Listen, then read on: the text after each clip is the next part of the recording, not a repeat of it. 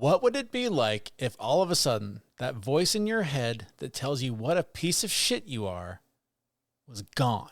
I don't know what you're talking about. This podcast is not about fiction because I hear it pretty fucking loud over here.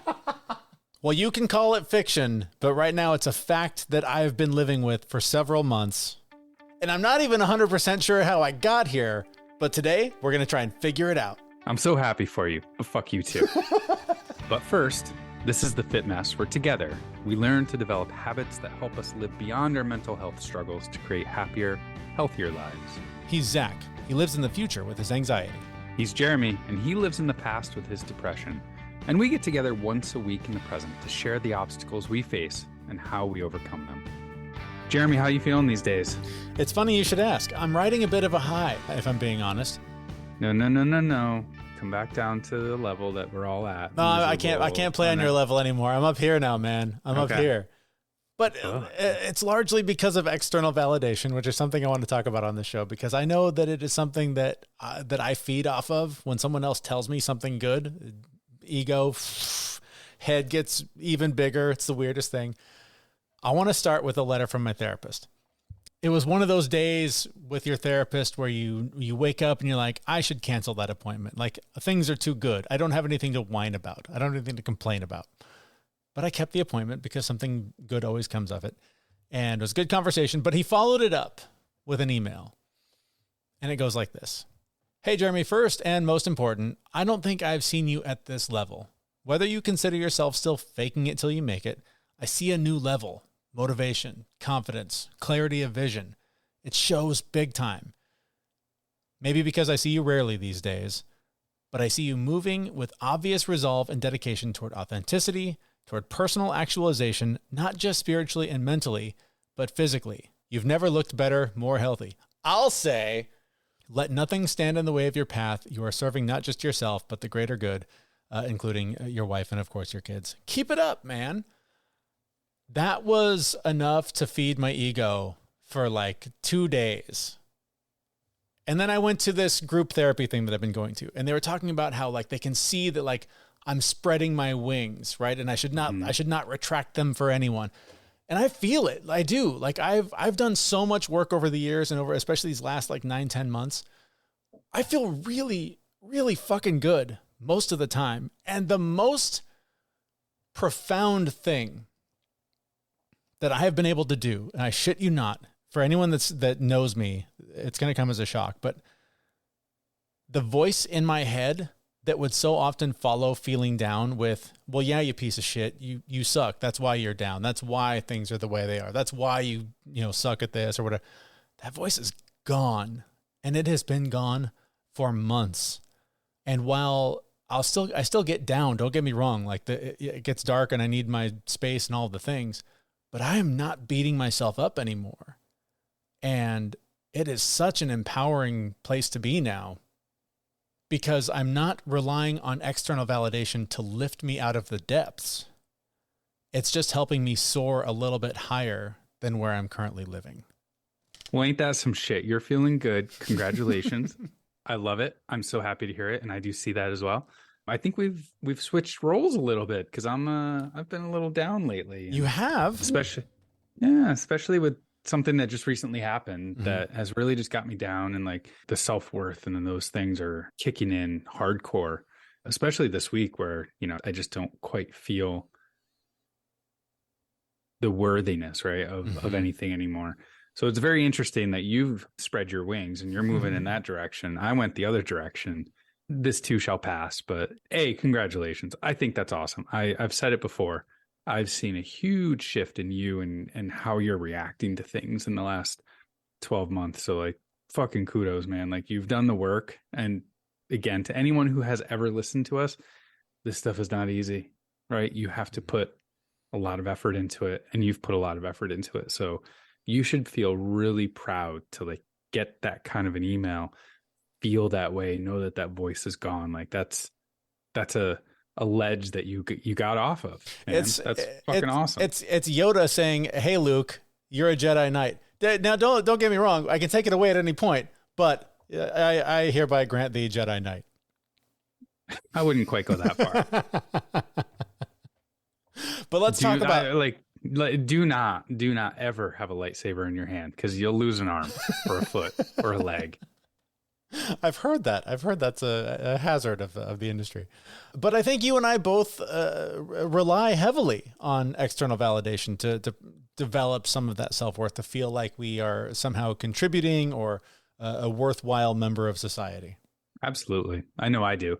It's always good to hear from people, because the expectations that I set for myself and the punishment that I put on myself is so much worse than what the rest of the world is giving me. Everyone else sees good job or quality job or attaboy. And a lot of times all I see is piece of shit. You didn't do as good as you could have done. You failed here. You didn't do that right. Like, it's, we're our own harshest critic, and that external validation sometimes can be louder than that internal voice, because some of us still have the voice. You jerk. Yeah.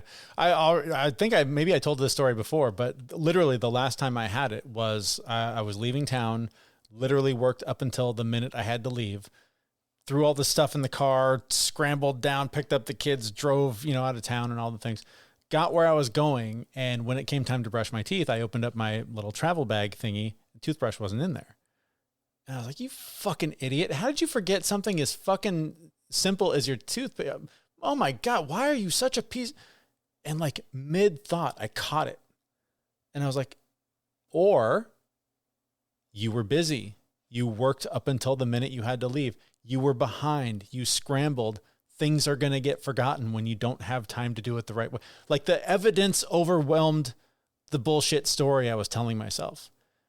And somehow it was like a lightsaber in the heart of the villain. It literally killed it, because I haven't had it since. Whenever something goes wrong now, I don't default to, you're a piece of shit. I default to, it sucks that happened so that this happened this way.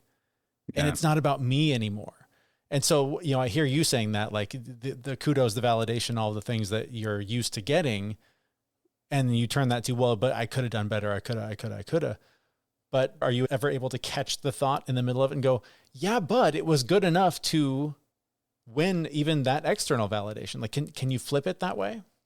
Yeah, I usually do. Every now and again, I just don't quite get it in time. And I end up beating myself up to the point where I believe it wholeheartedly. So when the external validation does come, I'm like, well, yeah, they're probably wrong, or they're drinking, or like, right. Right. Like they just don't know me. They just don't know me the way I know me. Yeah. Yeah. When they figure it out, like it's over. It's all over. But for the most part, I can stop myself, because those thoughts will come. So my voice has never disappeared, and I don't think it will ever disappear. It shows up and it starts talking. And I stand up and just kind of say, hey, man, it's you again. Thanks. Appreciate what you're trying to do. Let's sit the fuck down. Yeah. Because that's not true. Right. Like, I hear it, I interrupt it, and then I go down a different path. So I'm really happy to hear that it's not even there. Yeah. I don't get me wrong. I still have other struggles. Just this morning, I was super anxious. There was some stuff going on at work that was a challenge that I had not faced in a while. And so I felt the anxiety picking up.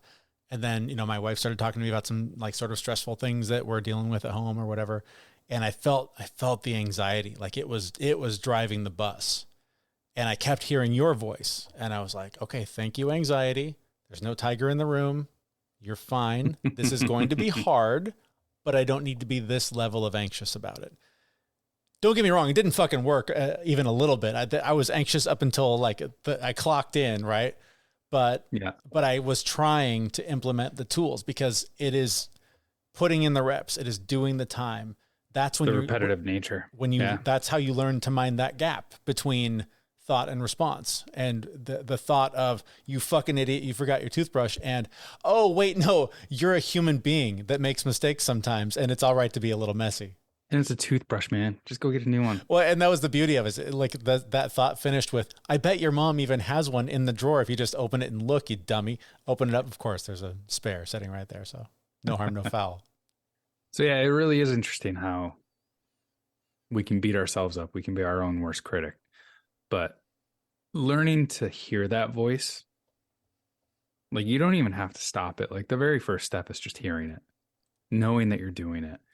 Once you know how to hear it, then it's going to be a game changer, because then you can stop it. Once you recognize it, then you can put those things in place to stop it. And there's an important distinction in the voice that I think you're talking about. And it reminds me of this quote. We've mentioned it on the show before, but I'm going to mention it again. Alex Hormozy says, "You don't become confident by shouting affirmations in the mirror, but by having a stack of undeniable proof that you are who you say you are. Outwork your self-doubt." I love that quote because you hear the advice all the time of just look in the mirror and say wonderful things to yourself, and, you know, give yourself a high five and pat yourself on the back and all the things. And there's a place for that. There's science behind it that it helps or whatever. But what helps more is when you can prove that the voice that's dragging you down, that's calling you a piece of shit, when you can prove it wrong by pointing to the evidence that says otherwise, it becomes a lot easier to hear the voice that pushes you forward rather than the one that's trying to drag you down. And that one that wants to drag you down, it can be loud. Really loud. Very, really, really pushy. So you need to learn how to quiet it. Quickly want to mention our sponsor, Athletic Greens. If you want to empty that overflowing cabinet full of vitamins and replace them with one great tasting drink, then order Athletic Greens now, so you can not only give your body what it needs to thrive, but we'll give you a free year supply of immune-supporting vitamin D and 5 free travel packs with your first purchase. The link to try it out is in the show notes for this episode at thefitmess.com. So after all that rambling, Jeremy, we've got a few takeaways for you. And the first one is that voice that's inside your head that's negative, that takes you down. You just need to learn how to listen for it. That's like really step one. You don't have to change it. You don't have to do anything with it. You just have to hear it. And just acknowledge whenever you do hear it. Like I said, you don't have to change anything. Just learn how to recognize it. Then you can take that next step later. And I think the next step can be what you talk about all the time here. Get curious about it. Whatever that thing is saying, is that true? Do you believe that? Or is that just what the moment calls for because your emotions are driving the bus? Is it true that you're a piece of shit? Is it true that you're such a dummy because you didn't do this thing? Is it true that you're not lovable, that you're not whatever? Or is that just the story? Or is that just the bullshit story you're telling yourself because you're the star of your own pity party? I like my pity parties. Like I have glitter. You throw a very nice pity party. Yeah. I mean, they're really nice. I mean, they're not my level pity party, but they're very nice. No, I mean, like there's cake and there's a lot of fun activities. There's a lot of cake. Yes. I mean, lately it's been Girl Scout cookies because those things just got sold. But,